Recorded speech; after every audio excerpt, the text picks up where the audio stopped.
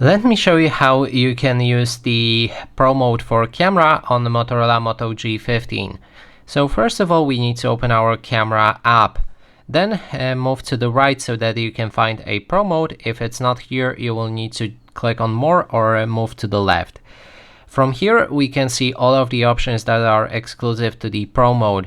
And first thing on the right here is the evaluation of the photo, so you can change basically the brightness on how much light your lens can catch.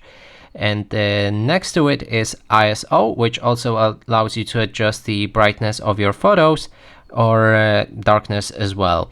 Then there's the shutter speed right here in the middle, and this option allows you to change for how long the shutter on the camera will remain opened. And if you set it, for example, to 32 seconds, your shutter will remain opened 32 seconds, and the entire process of that photo will also take that long. So you will need to make sure to not move your phone during that process, otherwise the photo will be very blurry.